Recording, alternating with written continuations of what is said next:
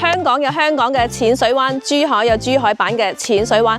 今日嚟到咧香洲區嘅鳳凰山腳下，呢度環境非常之優美，空氣質量亦都非常之好啊！你一直留意緊香洲市區情侶路附近嘅小別墅，呢度咧非常之啱你啊！首期100個就可以攞低呢個小別墅，我哋一齊跟住鏡頭去睇睇。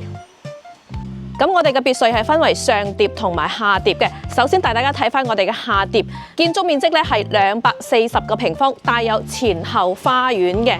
咁入嚟咧可以睇翻咧呢個位置咧，其實可以做翻我哋一個假山啊，做翻個魚池咧都係十分之舒適嘅。呢個就係我哋一個前花園，上下一共係3層，電梯可以直接去到我哋嘅車庫位嘅。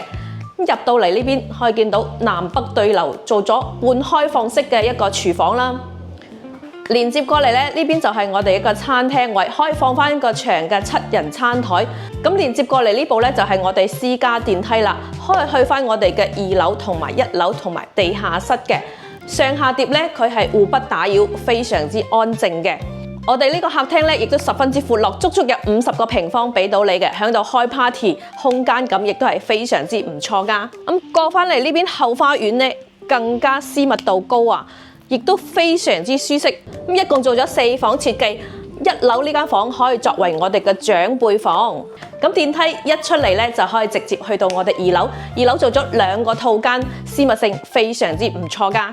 一共咧就係上下4層。咁呢度就係我哋嘅負1，可以做翻一個會所、KTV、電影院，亦都非常之正噶。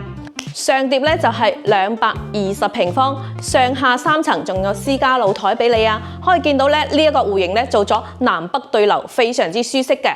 北面仲係望翻我哋鳳凰山嘅山景啊！成個中空客廳做咗挑高6.5米啊，舒適感非常之高啊！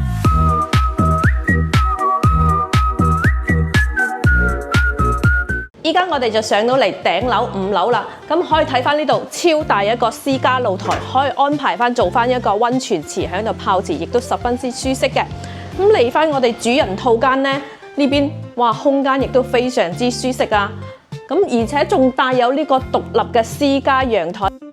咁我哋項目嘅位置咧位於香洲市中心，響情侶中路隔離。咁去翻我哋嘅香爐灣沙灘咧，都係3分鐘；去日月貝5分鐘就 OK 啦。15分鐘咧就可以去到港珠澳大橋啦。咁如果你想響香洲市中心攞低一套小別墅，近翻海景嘅話，咁呢度絕對啱你啦。如果有興趣嘅話 ，call 翻我啦。